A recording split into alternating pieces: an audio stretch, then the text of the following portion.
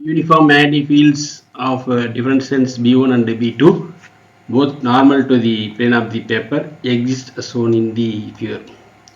A charged particle of mass m and charge q at the interface at an instant moves into the region 2 with velocity v. Region 2 velocity v வந்து உங்களுக்கு சொல்லியிருக்காங்க. Returns to the interface. உங்களுக்கு அதுக்கு animation ஆகி காட்டுறேன், உங்களுக்கு பார்க்கலாம் அந்த ஸ்லைடை. It continues to move into the region 1 and finally reaches the interface.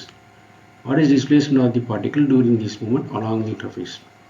The interface நீங்க கொடுத்துருக்காங்க B1 B2 ரெண்டுமே என்னென்னா மேனிஃபீல்டு வந்து இன்டு தி பேப்பர். இது ஒரு பேப்பர் நம்ம ட்ரா பண்ணும்போது எப்படி into the paper. Region 1 region 2. Consider velocity of the particle to be normal to the magnetic field and B2 வந்து greater than B1 கொடுத்துருக்காங்க. இதில் பாருங்கள் ஸ்டார்டிங் பாயிண்ட் A, இது வந்து என் பாயிண்ட் C.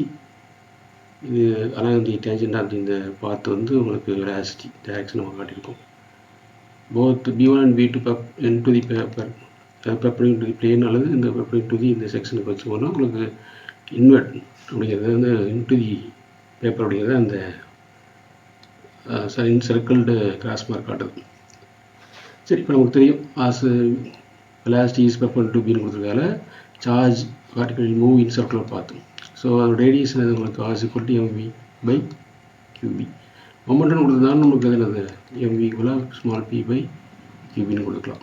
சரியா, நமக்கு மாஸ் ஆஃப் தி பார்ட்டிகல், அதே மாதிரி இந்த velocity பார்ட்டிகல் சார்ஜ் தி பார்ட்டிகல் b இது மேக்னெட்டிக் ஃபீல்டு. இதுக்கான அனிமேஷன் பார்த்தீங்கன்னா இன்னும் நமக்கு கிளியராக தெரியும். பாருங்க, அதில் வந்து என்ன உங்களுக்கு இதுதான் வந்து அங்கே கொடுத்துருக்கிறது.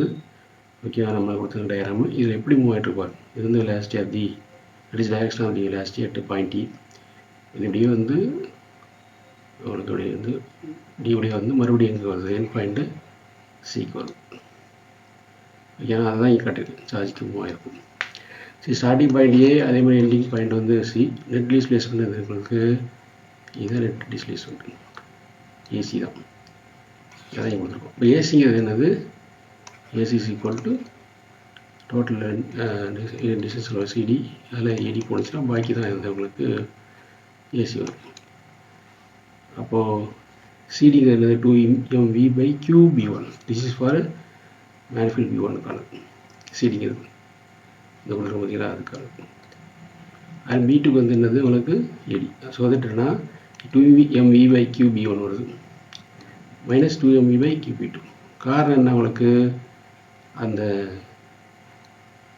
R is equal to உங்களுக்கு mv by bக்கு பார்த்தீங்களா, அதை வச்சு நம்ம இங்கே போட்டிருக்கோம். சரியா, ஓகேவா.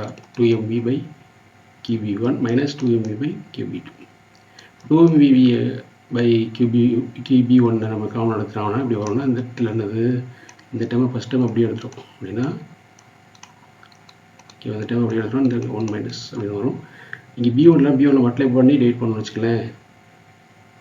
ஓகேவா, மல்டிப்ளை பண்ணது இருக்குது, இங்கே டிவைட் பண்ணது இங்கே கவனம் வந்துடும். அப்போ இங்கே என்ன இருக்கும் B2 மட்டும் தான். ஸோ இதுதான் என்னது உங்களுக்கு நெட் டிஸ்பிளேஸ்மெண்ட். தேங்க்ஸ் ஃபார் வாட்சிங், கீப் வாட்சிங், சப்ஸ்கிரைப் சார்.